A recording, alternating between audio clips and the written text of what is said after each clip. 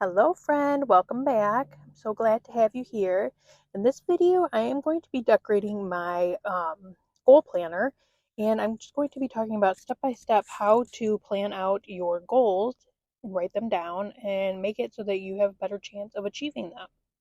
So I am going to use the Flower Power sticker book, and I'm just going to do a simple, border around the edge with some flowers. There's not a lot of room to do a ton of decorating.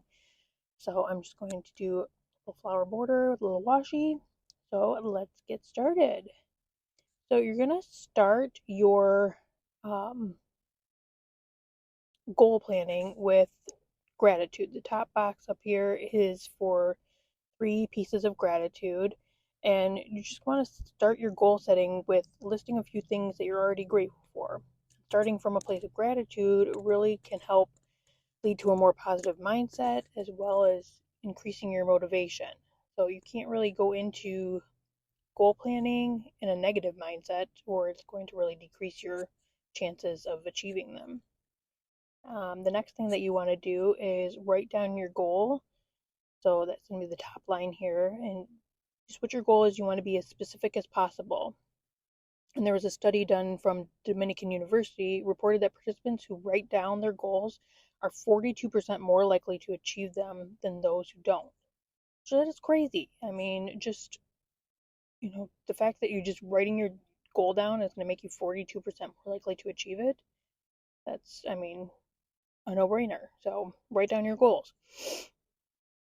The next thing that you want to do is, the next line is write down your why. Get really clear on your why. Why do you want to achieve this goal? If you're just doing it for others or you don't have a real reason, it's going to be less likely that you're going to continue working towards it. So you want to get really clear on it and have a really deep-rooted why around achieving your goal. It's going to make it a lot harder if you don't have a good reason. So what is going to make you work towards this goal? And when you lose your why, you're going to lose your way. So get really clear on why it is that you want to achieve this. Then you are going to want to visualize what's your life going to look like and how are you going to feel when you achieve this goal. You want to put it in terms of, say you want to run a marathon, which I don't know why that's the example I'm using because I really don't have any desire to run a marathon, but just say that that's what you're going for. You want to get really clear on what is your life going to look like, feel like when you've achieved that. Picture yourself crossing the finish line at your marathon and, how great you're going to feel, and, how healthy you're going to feel and how proud you're going to feel. Picture yourself at the finish line with that medal around your neck, your family, your friends cheering you on, all of that. So you really want to visualize as vividly as you can what it's going to look like. And studies have shown that people who can vividly describe their goals and visualize the process are more likely to achieve them. Then you also want to create a deadline, but you need to make it realistic. So, if you're just starting running, maybe don't say that you're going to run a marathon in a week. You need to set a specific, timeline to make sure that you reach your deadline. Then another thing that you want to do is what must be true in order for you to achieve this goal. Say if you want to run a marathon, you need to have running shoes. You need to have, if you're living somewhere where it snows a lot and you don't want to run in the snow, you need to either have a treadmill or a gym membership. So you just want to write down these things that you need to make sure that you have in order to start this process. Then you want to break down your goal into smaller steps. So Jay Shetty has a 1-4-3-1 method. So it's one goal, you're going to divide it into 4 quarters over 3 months and then 1 week. Which basically just means that you're going to take your one goal and then split it up into what can you do each quarter of the year. And then in those 3 months, break it down each month. What are the next steps you're going to take? And then you're going to divide that into, 1 week. In your 1 week, what can you do to move yourself towards that goal? So you're going to create your action plan. A goal without a plan is nothing more than a wish. You're going to start small. So don't use up all your motivation and willpower in the beginning that you're going to burn out and quit. So if you've never run before, obviously you're going to want to start small, just running like a minute here, then walk, then run another minute, then walk, and then start increasing your time to running, a minute and a half, then walk a minute, and just slowly build it up. If you're trying to run all out, run a full marathon in the beginning, you're going to burn out and you're going to quit because it's going to be too hard. So then at the end, you want to have a box up at the top for a positive affirmation. So you're going to basically phrase it in terms of already being a reality. So if you're wanting to run a marathon, you're going to write in your affirmation box, I am a marathon runner. And you're going to just say that to yourself over and over again until you start to believe that you are a marathon runner. And the more you say it in terms of what is already true, the more likely you are to keep working towards that, because in your mind, you are already a marathon runner. And you want to check in with yourself once a week and track your progress. You can use the KISS method by Michael Hyatt.